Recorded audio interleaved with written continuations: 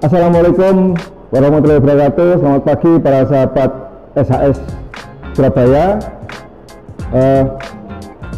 Selamat jumpa dalam pelatihan memasak di channel YouTube Surabaya Chef School. Kali ini bersama saya Chef Muji akan membuat pasta bumbu dasar kuning, yang mana bumbu dasar kuning itu nanti bisa dikembangkan menjadi beberapa olahan yang berwarna kuning. Tapi sebelumnya jangan lupa like, share, subscribe channel Surabaya School dan nyalakan tombol loncengnya agar selalu update setiap ada video terbaru. Sebelumnya saya akan menyiapkan bahan-bahannya dulu. Baik para sahabat SHS, bahan-bahan yang dibutuhkan adalah ini. Saya akan membuat kurang lebih 450 gram pasta bumbu dasar kuning. Bahan-bahannya adalah bawang merah 200 gram, bawang putihnya 100 gram, kemiri 70 gram, kunyitnya adalah 80 gram, jahe 20 gram, cabai merah 1 buah cabai merah itu kurang lebih ada 10 gram ya. Peralatan digunakan minyak kurang lebih hanya 2 sendok makan ya. Baik para sahabat SHS, sekarang kita mulai proses memasaknya ya. Masukkan minyak ke dalam alat yang sudah bersih dan kering ya. Selalu itu para sahabat, masukkan minyak kira-kira 2 sendok sampai 3 sendok makan ya. Dinyalakan kompornya. Semua teori memasak adalah nunggu panasnya minyak dulu, baru dimasukkan bahannya satu persatu ya. Karena bahan itu setiap bahan pasti berbeda sifatnya, berbeda teksturnya, maka dulu itu harus sebelum mulai memasak itu harus mengenal dulu sifat dan tekstur dari setiap bahan yang akan digunakan. Dipanaskan dulu minyaknya sampai merata ya.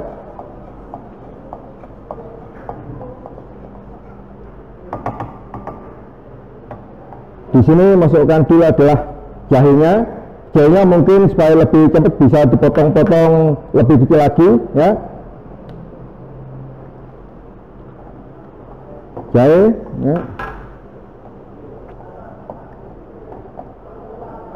Jahe sama kemiri dulu masukkan.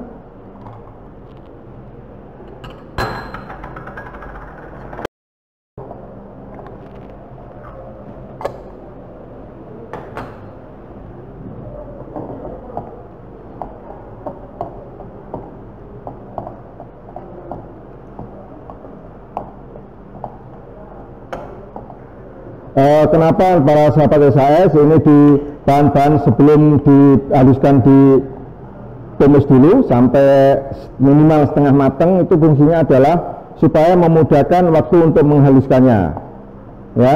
Biarpun kita menggunakan mesin, tapi kalau ini sudah dibikin setengah matang, pasti kerja mesinnya itu tidak terlalu repot, jadi akan mengurangi dari sifat kepanasnya dari mesin tersebut ya. Sekarang masukkan kunyitnya ya.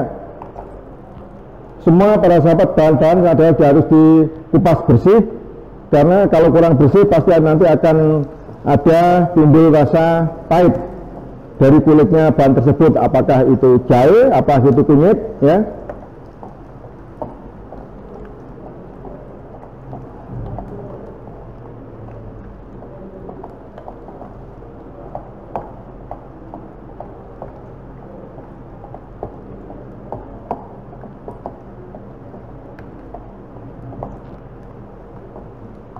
Ya, ini sudah sambil dicium baunya, ini aromanya sudah aroma kunyit matang. Sekarang masukkan bawang putihnya dulu.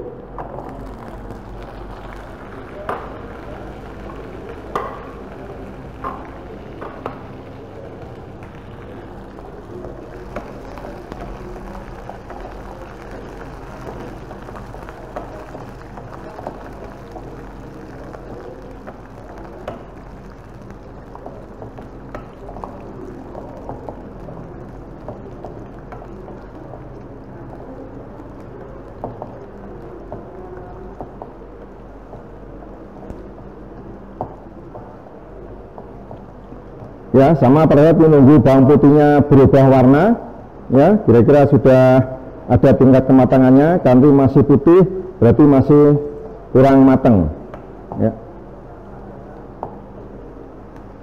Setelah bawang putih luarnya berubah warna, masukkan bawang merahnya.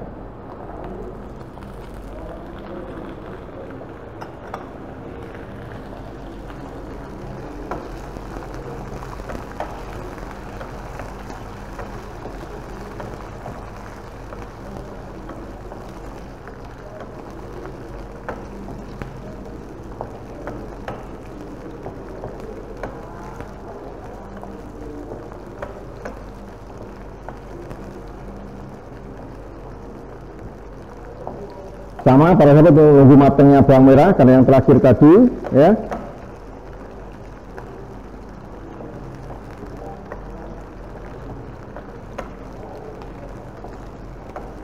Mungkin para sahabat kalau supaya lebih cepat, kalau di rumah bisa juga semua bahan-bahan ini sebelum ditumis dipotong dulu, minimal dipotong menjadi 4-5 bagian supaya lebih kecil dan numisnya itu lebih cepat dibandingkan dengan yang utuh ini. Perbedaan cuma itu, ya. Setelah bawang merahnya layu, masukkan cabai merah.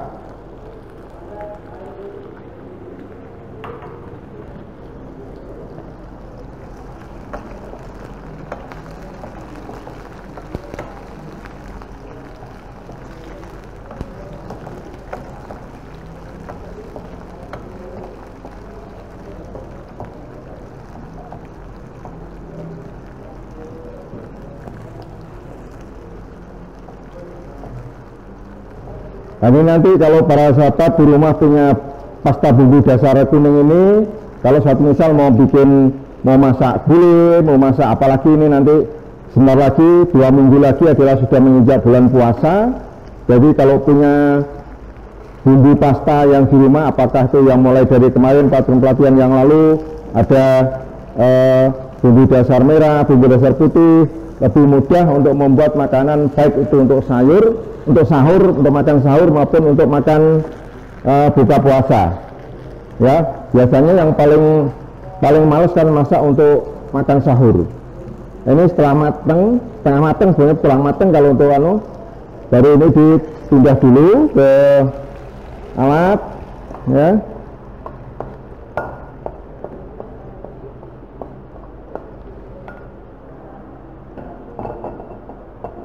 Disiapkan blendernya untuk mesin penghalus, ya. Tambahin air kira-kira sampai rata dengan permukaannya ban ini, ya. Masukkan ke, sama para sahabat, alat blender pun juga harus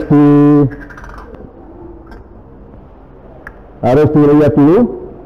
Biasanya kalau kurang kering pasti ada bau-bau bekas. Tak tahu apakah kemarin untuk suatu misal untuk blender bahan-bahan lainnya, dilihat dulu, ya. Karena ini sudah bersih, baru kita masukkan ke alatnya ini.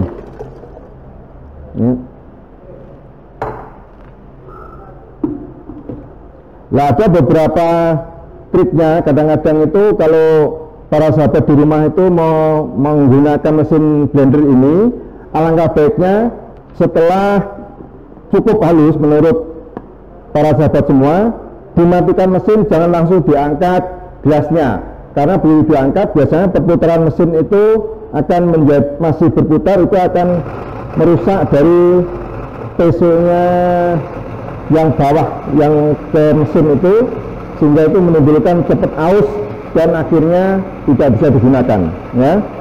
Jadi kalau sudah yakin sesuai dengan yang diinginkan kehalusannya, dimatikan dulu, tunggu beberapa saat, mungkin 2-3 menit, baru diangkat gelasnya. Jangan mati langsung diangkat, jangan, karena saat mati langsung diangkat itu pasti perputaran mesin itu masih berjalan, sehingga dia memakan nanti bawahnya dari gelasnya ini menjadi aus, ya.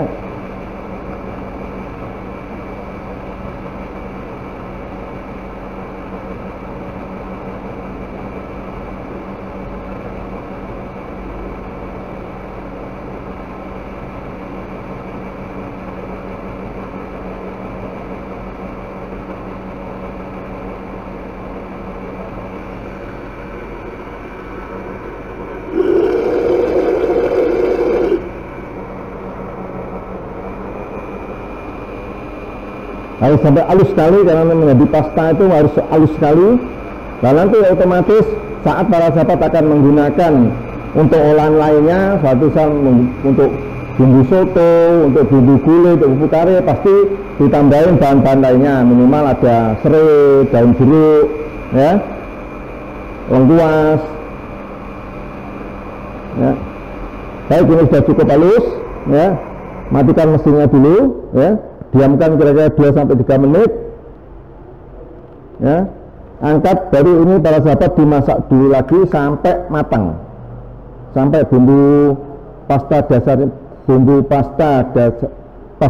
bumbu dasar kuning ini sampai matang, ya.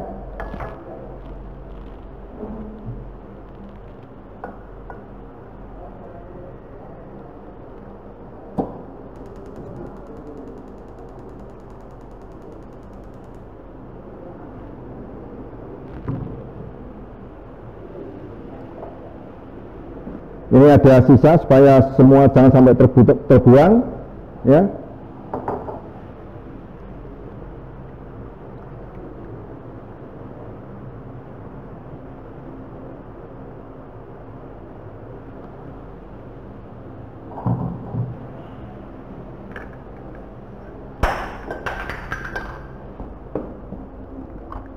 Mesti jatuh, Rek.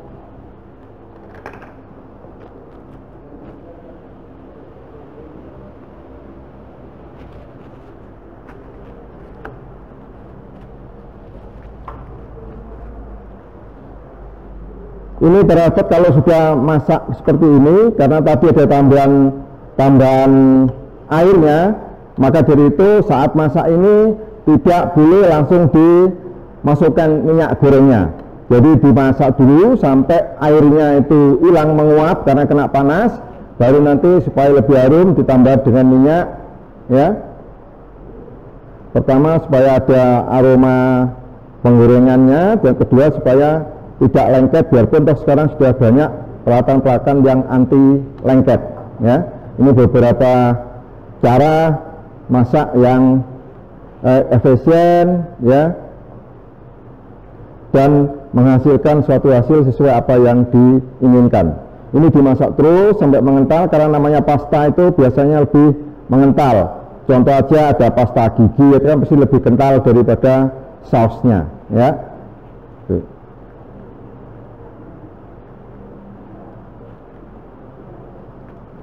Ada pasta tomato pasta, pasti lebih kental daripada tomato saus, ya.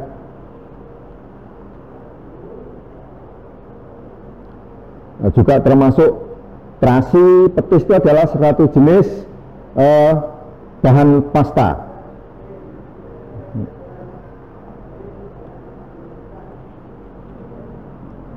Kalau terasi pasti lebih keras daripada dibandingkan dengan petis. Nah, pastanya itu petis itu, ya. Nah, nanti makanya kalau beberapa orang sana, orang bule itu, kalau dia mengatakan biasanya kalau dia nyebut petis itu adalah shrimp paste, shrimp pasta. Tapi kalau terasi dia biasanya menyebutnya adalah shrimp cake. Jadi lebih keras kayak kue, ya. Itu beberapa bahasa kulinernya. Bahasa Inggrisnya jenis-jenis bahan makanan.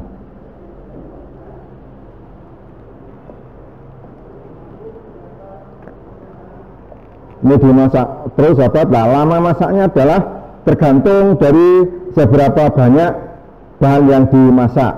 Kalau ini cuma sekitar 450 gram, mungkin sekitar 20-30 menit dia sudah mengental, ya. Tapi kalau lebih dari itu, otomatis juga lebih lama pemasakannya lagi.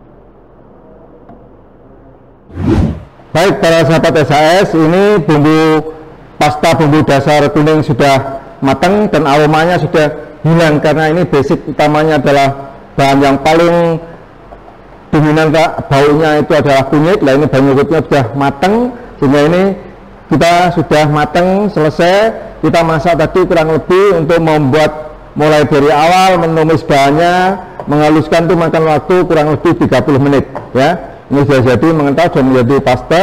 Nah, ini para sahabat nanti kalau sudah dingin, dimasukkan botol tertutup atau toples tertutup, kalau itu sudah dingin, itu dimasukkan ke kulkas, itu bisa tahan 1 bulan. Tapi dengan catatan harus semua alat yang untuk mengambil untuk itu harus dalam keadaan bersih dan kering, supaya tidak menimbulkan jamur dan efek-efek kontaminasi ke bumbu kuning ini ya. Dan ini nanti untuk persiapan selama bulan puasa, syukur-syukur kalau bisa menjadi bahan inspirasi untuk olahan-olahan yang bisa dijual belikan ya.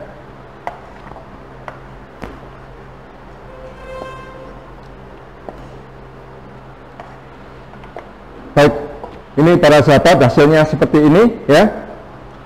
Selamat mencoba dan selamat berkreasi dengan pasta bumbu dasar kuning.